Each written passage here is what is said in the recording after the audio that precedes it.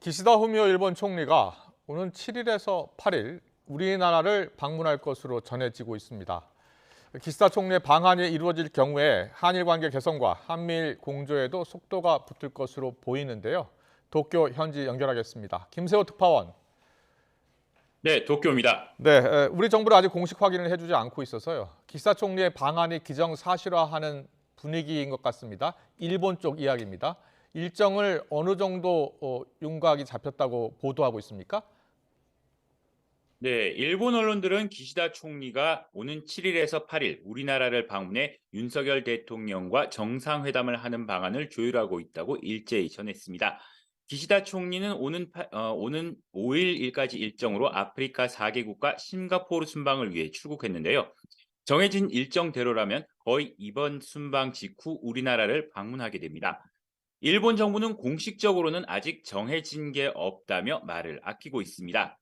기시다 총리는 지난달 29일 아프리카 순방을 가기 직전 기자들과 만나 방한 일정이 구체적으로 정해지진 않았다면서도 셔틀 외교 재개를 강조하며 여지를 남겼습니다. 기시다 총리의 발언 직접 들어보겠습니다.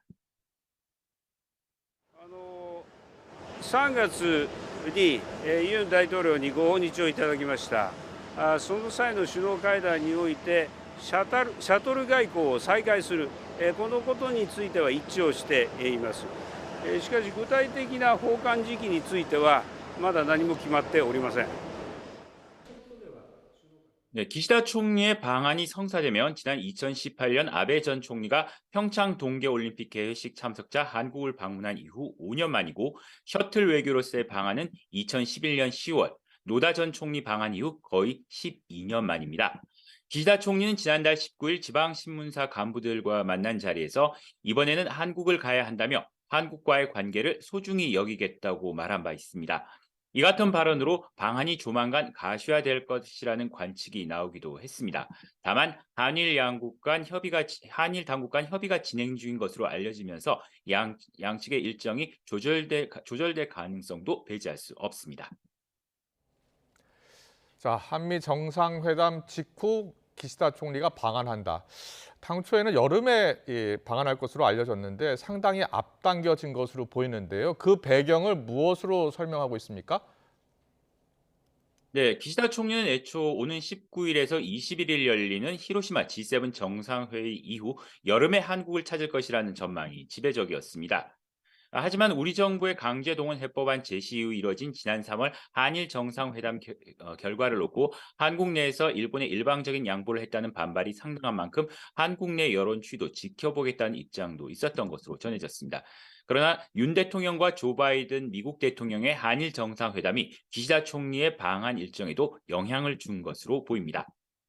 특히 바이든 대통령은 윤 대통령의 대일 외교를 극찬하면서 한미일 공조를 거듭 강조했는데 이런 분위기 속에 기시다 총리도 G7 정상회담 전 한일 관계 개선을 위한 가시적인 노력을 볼 필요가 있다는 겁니다. 요미우리 신문은 G7 정상회의 전 한국을 찾아 강제동원 소송 문제를 매듭짓고 대일 관계를 중시하는 윤 대통령에게 호응할 필요가 있다고 기시다 총리가 판단한 것으로 분석했습니다. 기시다 총리가 한국을 방문하게 되면요. 윤 대통령과 여러 의제에 대해서 논의를 할 것 같습니다. 그런데 식민 지배에 대한 사죄 같이 일본 정부의 성의 있는 호응 조치 여부가 초미의 관심사인데 여기에 대해서는 어떻게들 전망하고 있습니까? 네, 기시다 총리는 지난 3월 6일 한국 정부의 강제동원 해법에 김대중 오부치 선언을 포함한 역대 내각의 역사 인식을 계승한다고 밝혔습니다. 다만 지난 1998년 발표된 김대중 오부치 선언에는 일본 정부의 통절한 반성과 진심 어린 사죄가 담겨 있는 반면 기시다 총리는 이러한 사죄 표현을 직접 하진 않았습니다. 윤 대통령과 정상회담을 하더라도 직접적인 사죄를 하지 않을 가능성이 높다는 관측이 나오고 있습니다. 여당인 자민당 내 극우 성향의 의원들 목소리와 극우 언론들의 압박도 이어지고 있습니다. 이들은 특히 지난 3월 정상회담 전부터 일본 총리가 어떠한 경우라도 사죄라는 표현을 직접 언급해서는 안 된다며 거듭 주장해 왔습니다. 이후에도 한국에 보다 더 강경한 자세로 나가야 한다는 목소리가 일본 보수 우이굴 중심으로 계속 나오고 있습니다. 일본 자민당의 아오야마 시게하루 참의원은 한국을 화이트리스트에 복귀시킨 것을 놓고 일본 정부가 전례 없는 비정상적인 움직임을 보였다고 비판했습니다.